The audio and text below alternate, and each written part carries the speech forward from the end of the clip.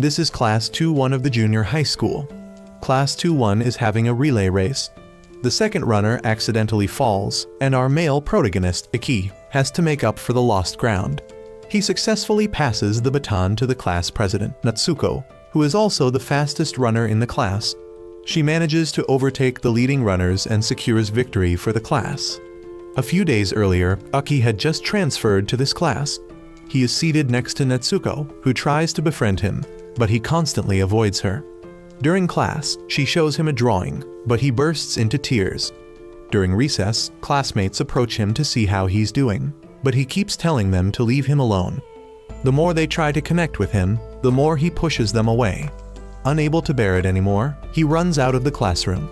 Natsuko skips class and follows him, asking why he won't be friends with anyone. He must have gone through something difficult, but he avoids her question again. The next day, the class chooses members for the relay race. Natsuko still invites him to join the team and wants him to have fun with everyone. He hesitates for a moment but eventually agrees. He later hears that Natsuko is cheerful and sociable despite losing her parents in an accident. He doesn't understand why losing someone precious hasn't made Natsuko gloomy like him. He then enjoys himself at the sports festival and hopes that things will stay this way and he can be happy again. But no matter where he runs, it won't let him go. What he's talking about is the King's Game. The rules of the game are as follows. A mysterious figure known as the King sends messages to the entire class, issuing a random command for certain individuals to carry out. Participation is mandatory. They have 24 hours to complete the command.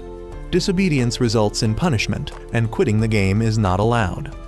The next morning, Aki arrives at class to find that everyone has received a message about the game.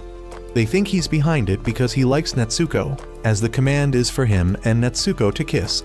He sees their reaction, just like his previous class, and no one believes him about the King's Game.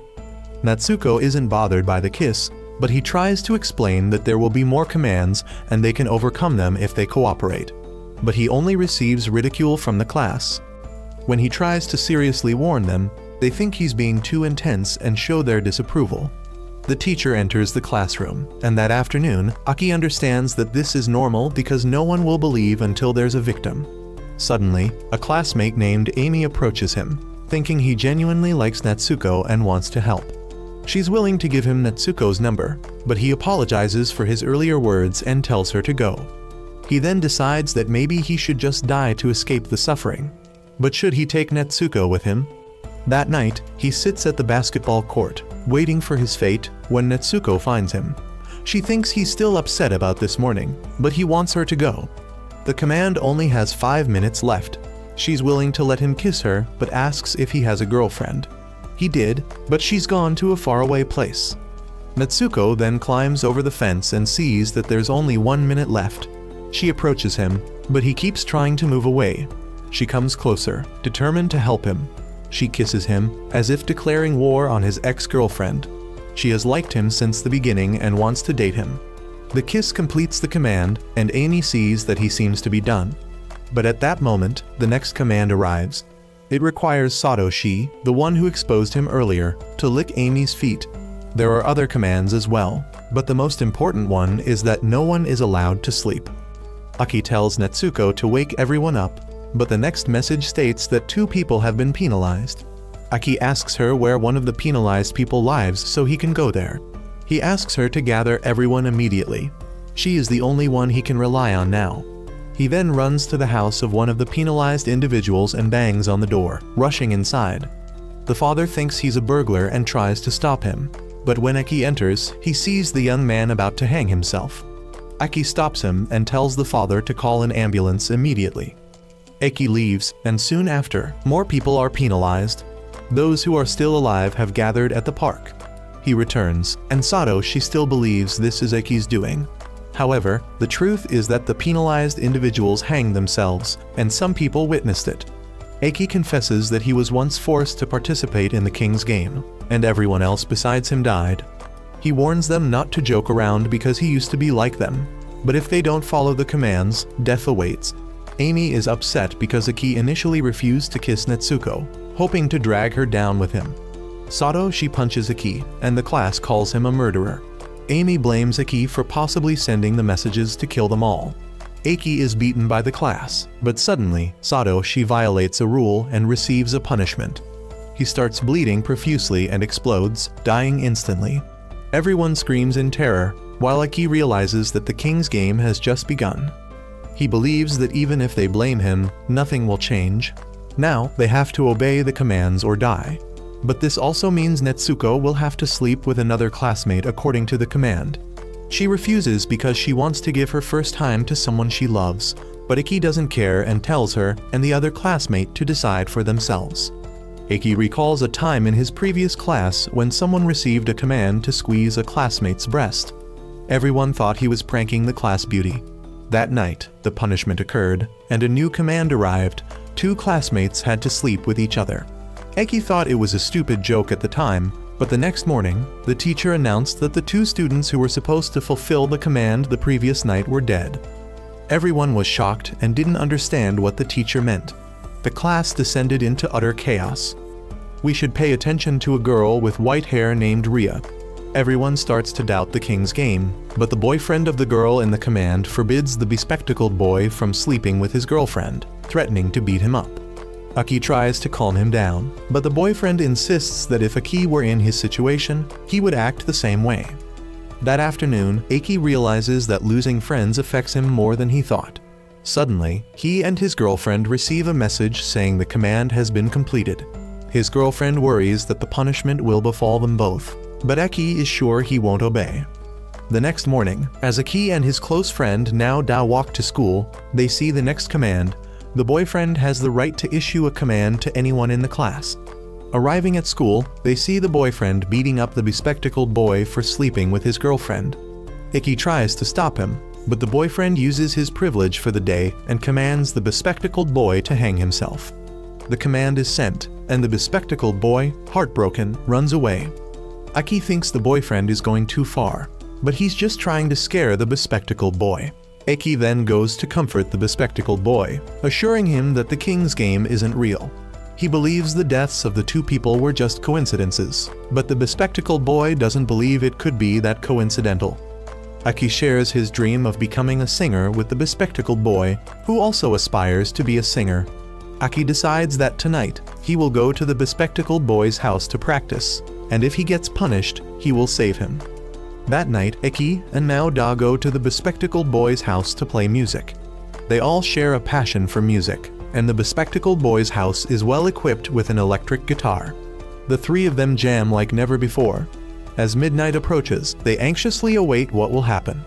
But when the clock strikes 12, they are relieved to see that the bespectacled boy hasn't hanged himself.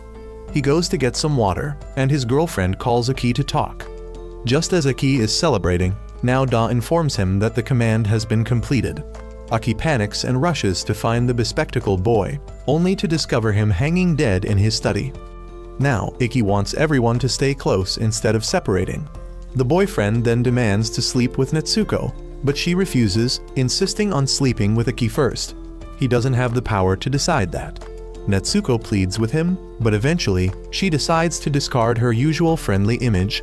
She reveals her true self, willing to do anything to survive. She takes her clothes off right here, and now Aki wants to stop her.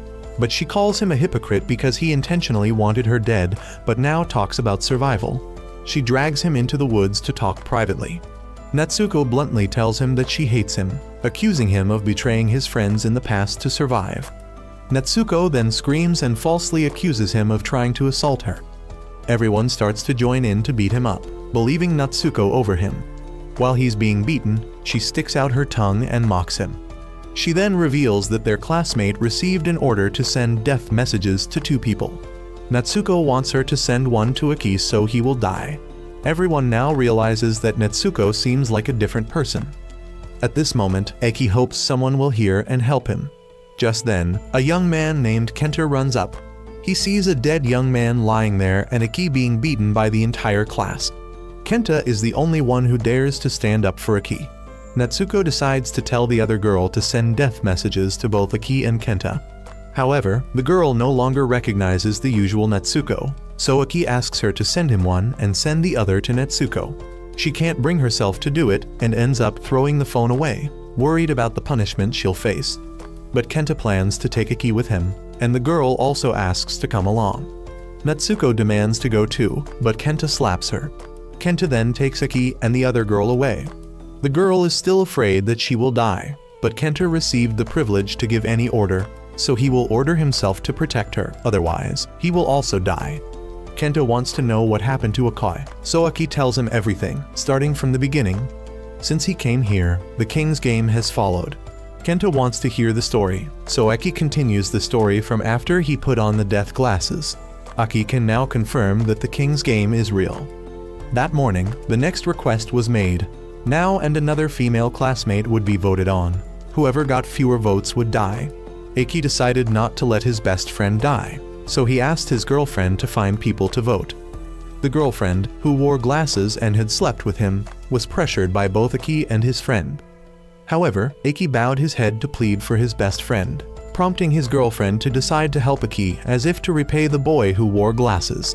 The other girl couldn't accept her own death and decided to use despicable means to get votes.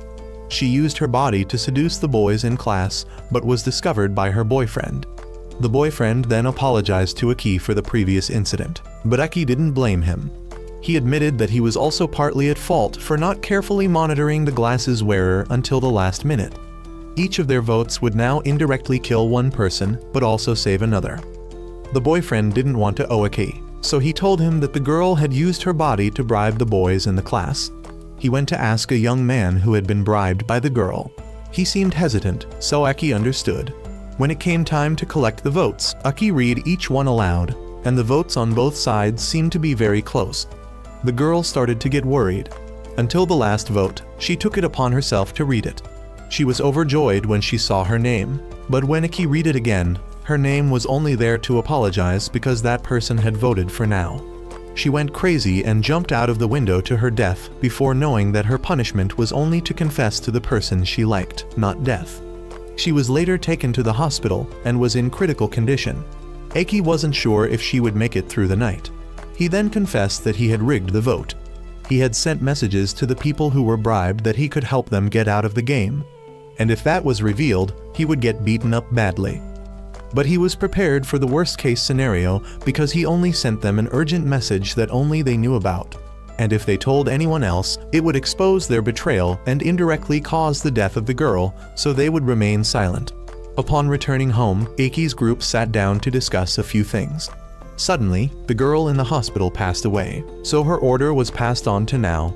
He would have to sleep with a girl before midnight or be burned to death.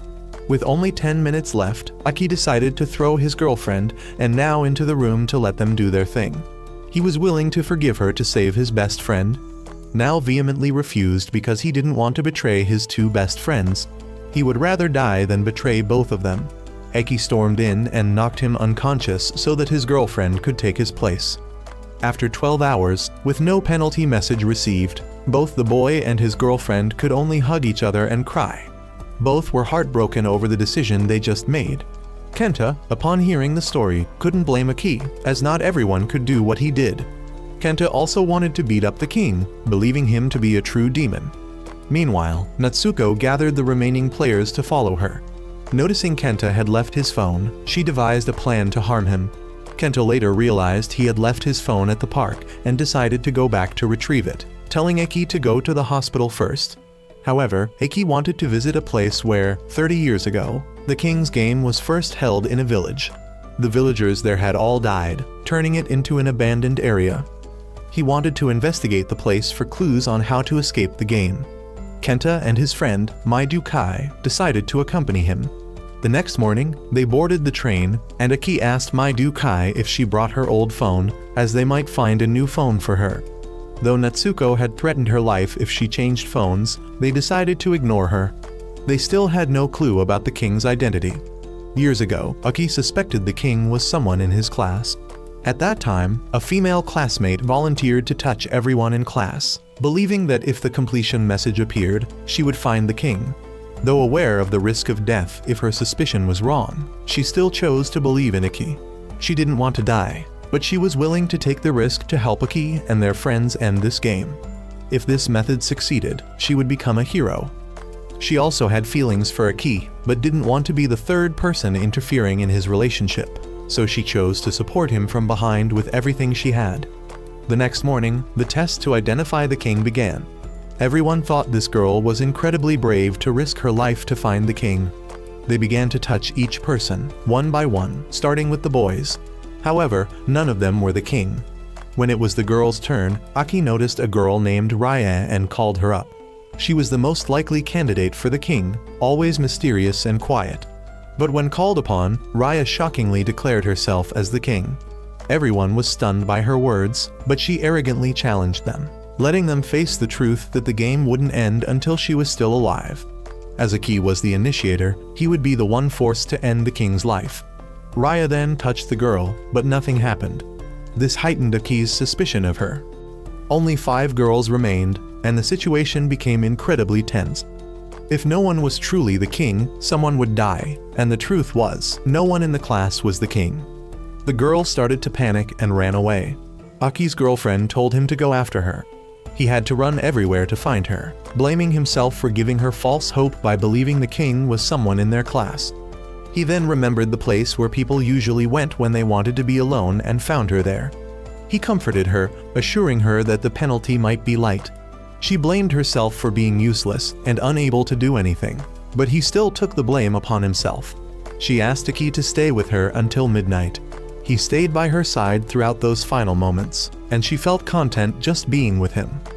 As midnight approached, she decided to confess her feelings to Aki before time ran out. However, the penalty arrived. Fortunately, she didn't die, but the price she had to pay was to live in eternal darkness, in other words, permanent blindness. Suddenly, a new order was sent to Aki, stating he would lose something important. The girl, aware of his new order, secretly called his girlfriend to ask about it. When Aki couldn't find the girl, he ran off to search for her, calling Now Da for help. Suddenly, the girl called. She had learned about Aki's order and asked him if she was essential to him. He admitted that she was, but he could always just go home and smash his belongings. However, she realized being blind was harder than she thought, and she also wanted to escape the king's game soon. He then ran back home and smashed everything, hoping to receive the completion message. But there was none. He had to call the girl and lie, saying he had completed it. She only said she wouldn't forget their time together and bid him farewell. He then called his girlfriend, broke up with her, and ran off to find the girl. But when he reached the beach, he only found her phone and a love confession she had rewritten on the sand. She had drifted away with the waves.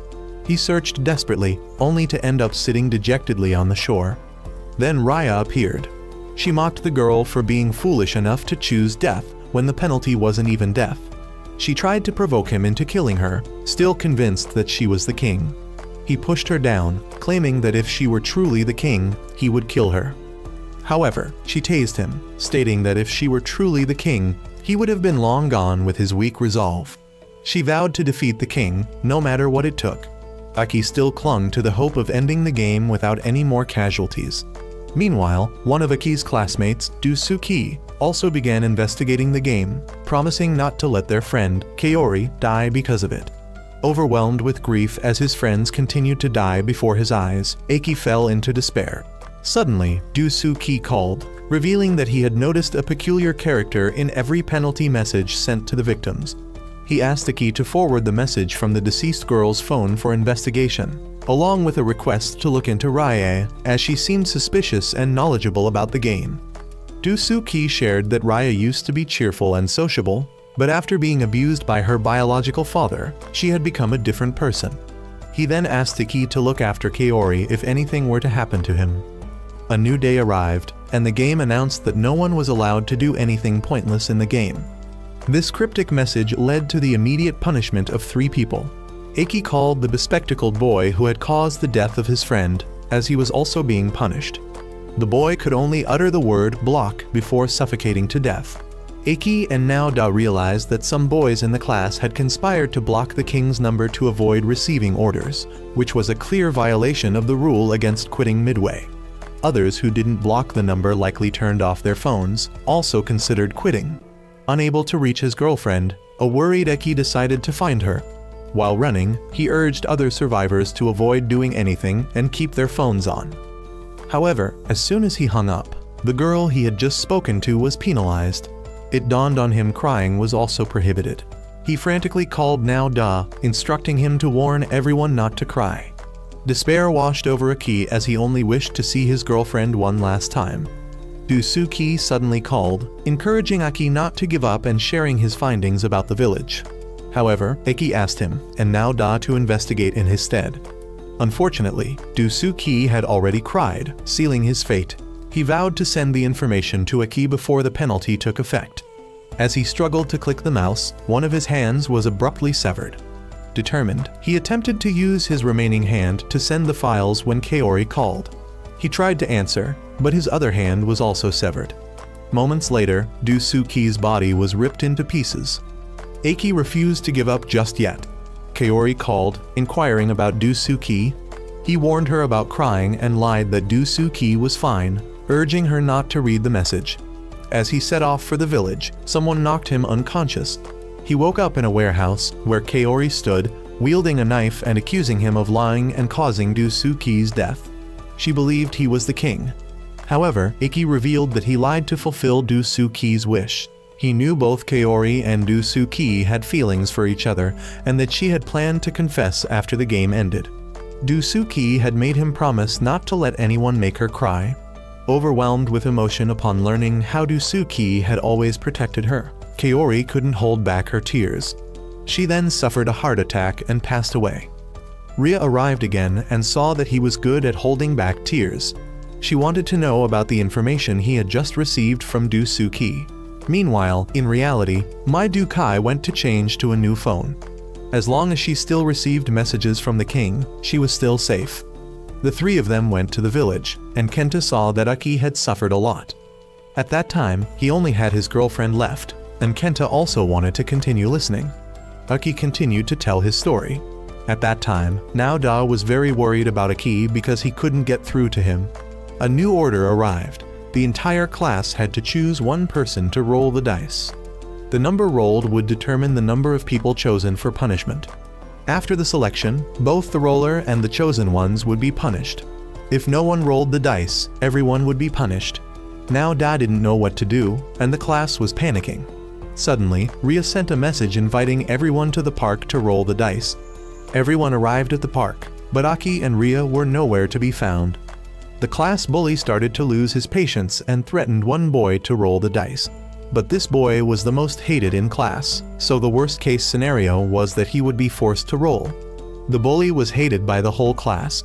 He took the dice and told his close friend to roll instead because he knew if anyone else rolled, he would definitely be chosen. Everyone saw through his cowardly act, knowing that no matter who rolled, he would still be picked. Desperate, he grabbed Aki's girlfriend and held a knife to her throat. To prove he wasn't bluffing, he stabbed her leg, demanding that either Aki or Now Da roll the dice. Aki took the dice, ready to sacrifice himself, but Now Da snatched it away, deciding to take his place. He owed Aki too much and needed him alive to find the king. He rolled the dice, and the worst-case scenario happened. He got a 6. That meant he and 6 other people would be punished. Now Da had 10 minutes to choose. The bully wanted Now Da to name anyone but him. The cowardly boy urged him to name someone absent. But Now Da accidentally named the absent boy, and just like that, one person was chosen. The cowardly boy died instantly from a twisted head. In that instant, friendship crumbled. Now Da then named the absent student and 2 girls the bully hated. But he still needed 2 more names. Both his girlfriend and Aki wanted him to choose them to save the rest. However, the bully's friend suddenly punched him to save Aki's girlfriend and begged Now Da to choose him and the bully instead. Seeing his resolve, Now Da immediately called their names. Just like that, Now Da sent 6 people to their deaths. Now, only he remained. His girlfriend told Aki to go to Now Da. Although terrified, Now Da was happy to have saved his 2 best friends. He then suffered the same fate as Dusuki. One of his arms was severed, followed by the other and finally both legs. Now Da uttered his last words to Aki and died in his arms. Ria then took Now Da's phone and investigated the case. The information Dusuki provided filled the gaps in her investigation. She suspected that the case in the village years ago spread a virus that hypnotized the body and led to self-inflicted, fatal punishments. She believed the trigger for the virus was hidden within the message. Using the data she had, she started programming a program to block the activation signal. Just as she finished, thinking how easy it was, she fell into the king's trap. He activated the punishment and burned Rizz alive. Despite being engulfed in flames, she calmly stepped onto the railing, revealing her reason for saving Aki. It was a precaution. If she died, Aki would be the one to defeat the king. Back in the present, Aki, Kenta, and Mai-do-kai had reached the village. The entrance was blocked, but there was a gap they could slip through. As they entered, Kenta asked about Mai-do-kai's order to send the message. He suggested they have her send it to Natsuko because she would be a problem later, and another girl in their class who was ordered to have a boy in their class touch her hair. Since the chosen boy was dead, the girl was doomed, so sacrificing them would save Mai-do-kai. Aki decided to be ruthless because he couldn't compare the life of an old woman with a child's. Suddenly, Mai-do-kai said that the other end of the tunnel wasn't blocked off. It seemed the authorities were too scared of the village to even get closer. Exiting the tunnel, the three of them were met with the darkness of the forest. Through the forest was the dilapidated village. None of them knew what they would find here or where to begin searching for clues about the game. But then, Aki spotted a house with a nameplate outside and decided to go in. Kenta, not wanting to risk it, told Aki to scream if anything happened. Aki went inside and discovered a photograph, still intact. It was a picture of his girlfriend. This was her parents' house. He found a letter written by his girlfriend's father, apologizing to her. This made Aki suspect that her father was somehow involved in this game. Outside, Kenta suddenly realized he had lost sight of Mai-do-kai. He ran off to find her, but instead, he started receiving messages. The messages announced those who had completed their tasks and revealed that 7 people had already died from the penalties. Overwhelmed with anger, Kenta started yelling. Just then, Mai-do-kai reappeared.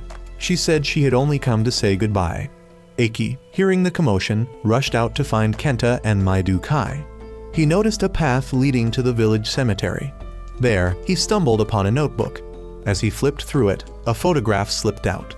Shining his light in the direction the picture landed, he found a dried-up corpse.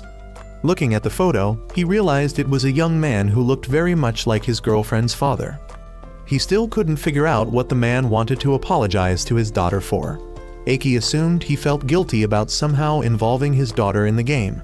However, he then remembered the man had 2 daughters, one of whom was Natsuko. It dawned on him that he had never connected Natsuko's last name to his girlfriend's. He now suspected that Natsuko might have participated in the king's game before. Back with Kenta and Mai-do-kai, feelings had developed between them. She decided to send a message to herself and another to Natsuko, who had once forced her to try and kill Kenta. Mai-do-kai hoped that sending the message to herself wouldn't result in Kenta's death. She confessed her feelings to Kenta and turned to leave, but he chased after her, stopping her in her tracks. He confessed his feelings for her and accepted her love. Mai-do-kai was overjoyed, but then morbid thoughts began to surface. She wished to die alongside Kenta to escape this hell. Kenta, however, reminded her that they had to keep living to hold on to their happiness. Although she wanted him to understand her feelings, he didn't share the same wish. As she was about to run off again, Kenta stopped her and carried her to an area with signal so they could send the message. He chose to send the message to himself, sacrificing himself to save Mai-do-kai. Kenta felt remorse for not being able to continue the journey with Aki. Meanwhile, Aki was trying to find Kenta and Mai-do-kai so they could leave the village. He realized that Kenta must have taken Mai-do-kai to the antenna tower. Knowing Kenta, Aki figured he would send the message to himself to save Mai-do-kai. Back in their own game, the girl Aki had planned to sacrifice was now desperately trying to get the corpse from the chest grab command to react, but the king didn't accept it. Another girl, who had been ordered to throw away her most precious possession, had resorted to killing her parents, but the command was still not approved. She then realized her dog was her most precious belonging but couldn't bring herself to harm it. What unfortunate parents to have a daughter like that. Meanwhile, Aki returned to find Kenta. Kenta had sent the messages to himself and Natsuko, but nothing happened. According to Natsuko, the message had to be sent from the original phone. The replacement phone wouldn't work. It meant Mai-do-kai would suffer the penalty. Kenta decided to stay with Mai-do-kai because he couldn't protect her. The effects of the penalty began to set in, and Kenta couldn't bear to face Aki. He asked Aki to give him and Maidu Kai a moment alone and told Aki to leave. Kenta dragged himself towards Maidu Kai with his remaining strength, hoping Aki would make it to the end of the journey. He regretted not being able to be there with Aki. He apologized to Maidu Kai for breaking his promise. Maidu Kai regained consciousness, the pain of the penalty coursing through her. She reached out for Kenta, but both of them passed away before their hands could meet. Aki then returned and helped both of them be together. Suddenly, he received a call from Netsuko, who was riding a horse under the king's orders and deliberately called to provoke Aki. He was about to ask her something but was interrupted. She began mocking Kenta as a brainless person who would surely die when Miyuki changed phones, yet still risked his life only to lose everything. But she supposed Kenta was still happy dying next to his loved one. He was very angry, but he couldn't act rashly because she was holding his phone. The young man who had just slept with Netsuko, named Teru, had realized how evil she was. He knew Netsuko intended to kill Aki and everyone else, so he planned to stop her. But she had discovered this and came to bang on the door. Teru tried to do something quickly, but Netsuko had already snatched his phone. Amy, hiding outside, had heard everything but chose to remain silent. Aki had reread Netsuko's father's notes and learned that he had also noticed the mutated letters in the orders, which was beyond the king's control, and this could be the key to escaping the game. He realized Ria's theory was correct, so he decided he must collect clues from the victims. Suddenly, a classmate named Riona called him, saying she had some useful information for him and asked him to come to her house. He said he would arrive by noon, so she had to wait. At noon, when he arrived at Riona's house, she complained that he had made her wait too long. She then led Aki to follow her because entering the house might be misunderstood by her parents. They went to the park, and Riona revealed that she had clues from her investigation. She knew that Netsuko had previously participated in a royal game. She had also investigated some things related to Ria. Aki was shocked to hear Ria's name and asked what she knew about Ria, but he had to apologize for being too agitated.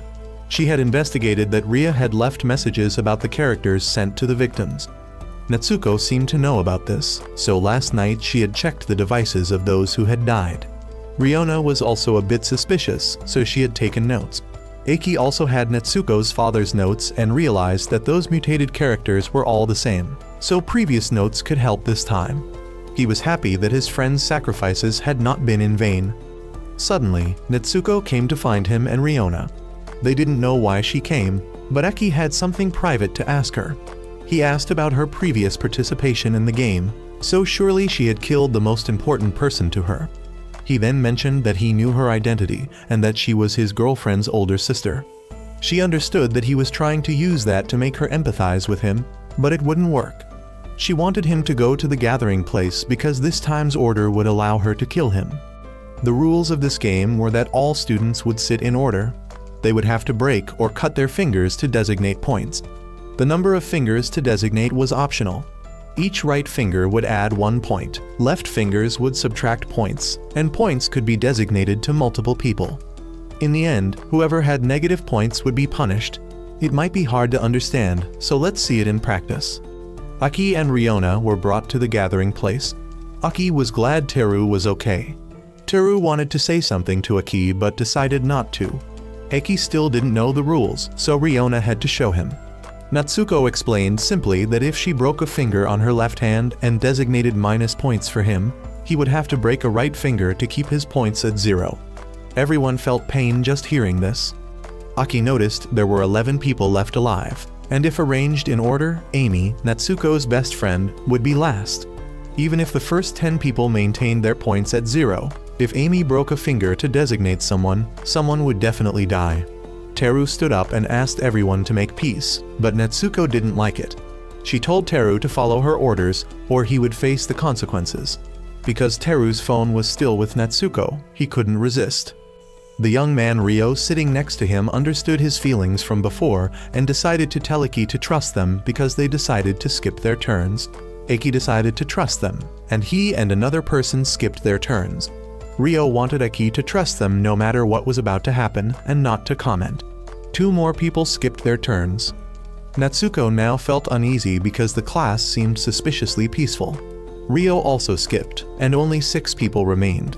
Then it was Teru's turn. He asked Aki for a favor. He wanted to cut Aki's hair.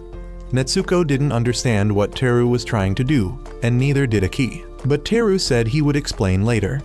Teru dreamed of becoming a hairdresser and had plans for after graduation.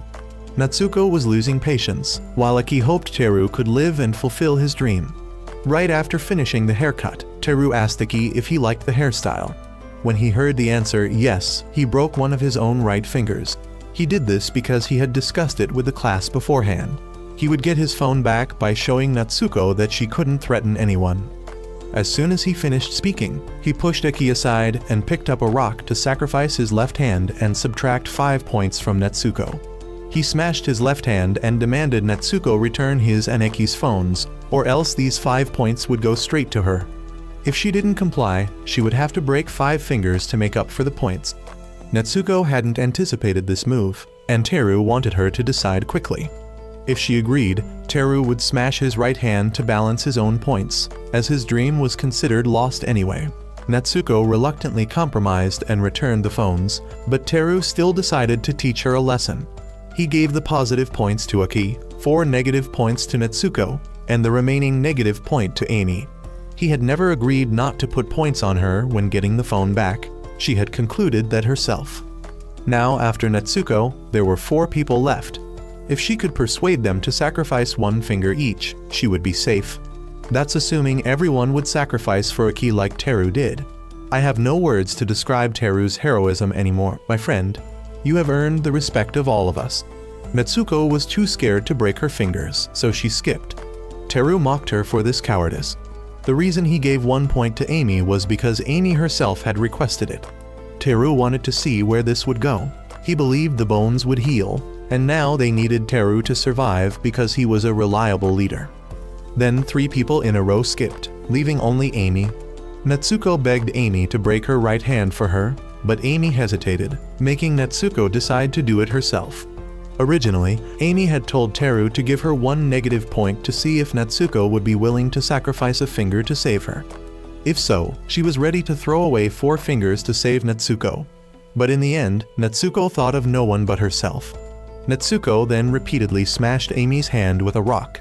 Aki had to rush in to push her away. Natsuko thought she was pushing Amy to her limits, believing that when standing on the edge of despair, Amy wouldn't be able to make rational decisions, and then she could easily manipulate Amy. She then told Amy that she could save her. Amy remembered their past promises to each other, and still decided to rush in to push Aki away to save Natsuko. Aki couldn't understand why Amy still chose to save her after witnessing what had just happened. Amy just thought Natsuko was scared, so she acted impulsively like that. Clearly, in just 1 game, 2 completely opposite people appeared. Amy believed Natsuko was just too desperate, so she acted that way.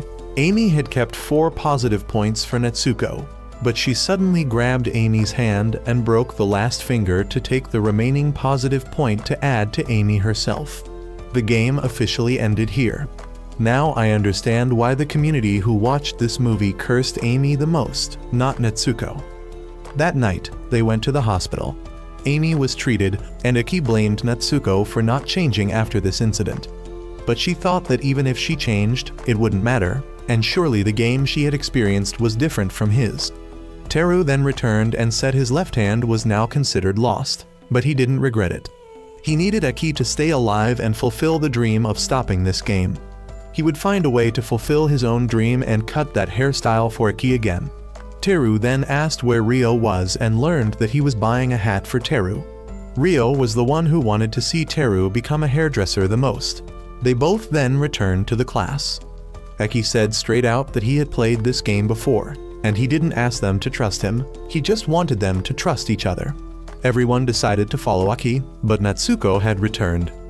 She thought they were putting false trust in each other because there was no hope in this deadly game. She had once hoped to save the most important person, but that person had left her, so she'd rather kill people than give false hope to others. A new game then arrived, and Teru was suddenly punished. Blood began flowing from his neck, and no one understood why he was punished. Natsuko revealed she had taken Teru's phone and blocked the king's number to make him be punished. Teru was glad Ryo wasn't here, as Ryo was very timid and wouldn't be able to handle this. Teru then passed away, and he didn't understand how the crazy Natsuko could go this far. She thought Teru had lost his dream and maybe deep down he wanted to die, so she just fulfilled that. Amy now foolishly followed Natsuko without hesitation, making Eki unsure of right and wrong anymore. Ryo later returned and was shocked to the point of madness when he saw Teru's corpse. He kept trying to see if Teru was still alive and asked Eki why Teru wasn't responding. The next order was sent. They had to reach the mountain top, and every 8 hours, whoever was furthest from the goal would be punished. Using vehicles was forbidden. Everyone started running, but Eki, Ryona, and Ryo hadn't set off yet. Aki advised Ryo to face reality and not let Teru's soul be troubled anymore. Ryona then went ahead with Ryo, while Eki saw Amy still sitting there, having given up hope of living, so he decided to carry her. He wanted her to face Natsuko one more time. He admitted he was a fool for saving her, which made her ask him to put her down. Coming to her senses, Amy decided to run on her own. Meanwhile, among those running ahead, a classmate pulled down a blonde guy for blocking the way. A girl wanted to stay and help, but if they didn't run now, they wouldn't make it in a day. This guy now had to rely on luck and his own abilities to survive, as no one could carry him anymore. The group continued running, while Eki met up with Ryona again. Seeing she looked tired, he ran for a while. Ryona had a heart-to-heart talk with Amy about how hard Eki was trying. Although Eki ran fast, he maintained a moderate pace to stay close to them, and it seemed he had been through many terrible things. Aki then returned with 2 cans of water for the girls to regain strength. Ryona wanted him to run ahead while she would follow. He and Amy ran ahead and met up with the group from before. He wondered where the 2 boys were and heard what had happened. He decided to leave Amy with this group and go back. He met Ryona again and realized she couldn't open the water can due to her long nails, so he helped her. They also met the blonde guy who had been pushed down. The 3 of them had to go together, with only 4 hours left before the first punishment. Eki was worried about Ryona's physical condition, and he didn't know when the blonde guy would collapse. Natsuko's voice echoed in his head, urging him to leave both behind and save himself. He lost his composure and shouted, causing the other 2 to stop. He said he was just a bit worried. The blonde guy suggested he shouldn't worry about others anymore, but he still called Ryo's group to wish them luck. Aki's group was now left quite far behind, and the other 2 thought Aki should run ahead because if he stayed with them, he wouldn't be able to complete the order. The 3 of them sat down to rest, and Aki saw an image of his girlfriend and reached out. But he had mistaken Ryona for his girlfriend and was scolded. The blonde guy suddenly lost consciousness and fell, so Aki jumped down to save him. He tried to pull the guy up, but he was being pulled down deeper, so Aki couldn't save him anymore. He then lost his will, but images of Kenta appeared and encouraged him. Miyuki also encouraged him, Teru kicked him, and his girlfriend reached out to pull him out of the water. He met Ryona again, and she was so worried about him that she cried. He then swam to shore and was hugged by Ryona. She said it was just to warm him up. She wanted him to be strong and continue running. They then continued their journey, with 4 more islands to go before reaching the goal. If the blonde guy hadn't been counted for punishment, he and Ryona would have been. He then waited until close to the punishment time and told Ryona to go ahead while he tied his shoelaces, but she stayed to wait for him, and the punishment message arrived. Ryona realized Aki did it on purpose, but he simply didn't want to see more friends die. However, lucky for him this time, the blonde guy was still counted and died in the first round. Ryona came and slapped Aki for pulling this stupid stunt again. He pretended that he knew the game would count the blonde guy, so what he just did was simply tying his shoelaces and calling her to continue. Although Ryona was very angry with Aki, she had to let it go. While Amy's group was still running ahead, the couple Aki and Ryona were running and having fun behind. But in just a few minutes, the next punishment would come. Aki realized this and wanted Ryona to decide, because now neither of them had overtaken anyone, so one of them would receive the punishment. He knew Ryona would object if he volunteered to take the punishment, so he chose rock, paper, scissors so that if he lost, she couldn't complain. He won the game and Ryona decided she would take the punishment, but he argued that the winner should have the right to choose, so he would run behind. But she kicked him in the groin and ran ahead. She then stumbled from exhaustion and asked about his ex-girlfriend. She wanted to know what kind of person liked him, because she also wanted to be his girlfriend. She wanted him to stay with her a little longer and apologized for holding him back, but he took the chance to run ahead. Ryo was now crying because the person receiving the punishment was Amy. Amy had run back and avoided the path that Aki and Riona would take. She had been enlightened by Aki and decided to use her life to exchange for his. Deep down, Amy still hoped Natsuko would change, and then the punishment came. Aki then returned to Riona. He told her Amy had died, and he thought Riona would kick him again, but no, she just held his hand and cried. This image reminded him of his ex-girlfriend. So while running, Aki asked her if she wanted to hear the end of the previous game or not. He then recounted the story after the dice game and Ria's death. When 12 hours passed, the final order was given. Either he or his girlfriend had to kill the person they loved most, meaning one of the two could live. His girlfriend took out a knife for Aki to do it, but he refused. Although he wanted both to survive, she wouldn't allow him to die, so she stabbed herself. He tried to stop her but couldn't and witnessed the person he loved most pass away. However, even though he was the last survivor, the king still made him choose to continue the game or be punished. Meanwhile, Natsuko had reached the finish line first. She then wanted to see how many people would make it there.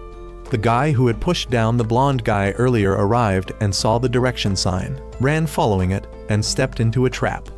Natsuko appeared and revealed she had set this trap, then broke the guy's leg to ensure as few people as possible reached the finish line. Then a girl named Duna also arrived at that junction, but there was no sign anymore. Natsuko appeared and gave her directions, but Duna didn't trust Natsuko, so she took the other path. However, Natsuko had actually pointed correctly, knowing Duna wouldn't trust her and go the other way. Aki and Riona had now met up with Ryo and the girl with glasses. They said the others had gone ahead. The girl in yellow named Rina was also running endlessly without finding the way and met the guy with the broken leg. He begged Rina for help, but she refused, wanting him to understand what the blonde guy had gone through. She then ran off and met Duna again. Because Duna hadn't trusted and now couldn't find the way, she decided to try following Natsuko's directions. Duna suddenly slipped and was about to fall off the mountain. Rina saw but didn't want to help for fear of being pulled down too. Rina then reached the finish line and met Natsuko again, but Natsuko didn't want anyone but herself to survive, so she started to play mind games with Rina. Rina began to see images of the people she had left behind haunting her. She backed away for a moment and then slipped and fell off the mountain. Aki's group now heard cries for help and ran quickly to investigate. However, with only 1 minute left, Natsuko stood in their way. Aki rammed straight into her to let Riona and Ryo reach the finish line first. Both made it in time, and Aki and the girl with glasses also made it just in time. Ryo checked and found only 5 people had reached the finish line. 3 people who should have been ahead of them had died. He knew Natsuko was behind this. Suddenly, he was hit on the head and knocked out by Ryo, because today's order was to cut off limbs and head to make a human figure. Ryo wanted to sacrifice himself to help Aki as Teru had helped him, and had to knock Aki out so he couldn't interfere. Natsuko then found a chainsaw for him, and he started cutting into his own leg, but got stuck, so Natsuko pushed down. However, Ryo died on the spot from the extreme pain. The girl with glasses woke up and, seeing Ryo dead, tried to strangle Natsuko, but was quickly cut down by her. She then planned to eliminate Riona as well. Riona called for Aki's help, and he regained consciousness. She informed him about the order and couldn't understand why Ryo had followed this terrible command. Riona explained that Ryo had desperately wanted to become strong, but to Aki, Ryo had already shown great strength in making it this far. Despite his small stature, his perseverance was admirable, and he had even encouraged everyone along the way.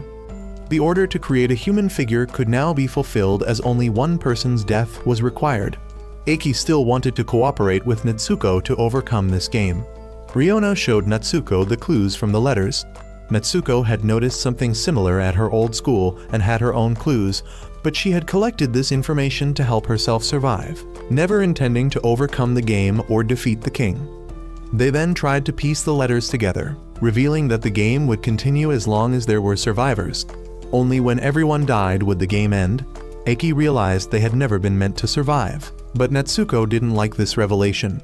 She only cared about her own survival, regardless of whether the game continued or not.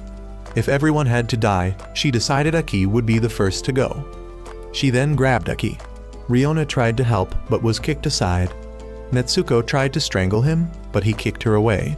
However, she lunged at him again, choking him until he foamed at the mouth. Riona grabbed the saw and rushed to stab her to death. Riona claimed Aki was hers and no one should harm him. She wanted him to focus on her because it was thanks to him that she had lived until now. Yet somehow, Natsuko was still alive. She rushed over with the saw and cut through Aki's neck to drag him along. She admitted she also really liked Aki, but she would rather die with him than let someone else do it later. Riona still wanted to find a way to stop the bleeding to save Aki, but it was too late. He hoped she would live well afterwards and passed away. However, while Aki and his friends were on their way to the afterlife, in the real world, Riona dragged his body to the beach. She knew this was her selfish wish, but it was better than continuing to live alone. She kissed Aki and then took his body into the sea to go with him. Thus, the royal game ended. But no, at some school out there, the game had started again. In the end, nothing was resolved, and the movie was over. Goodbye.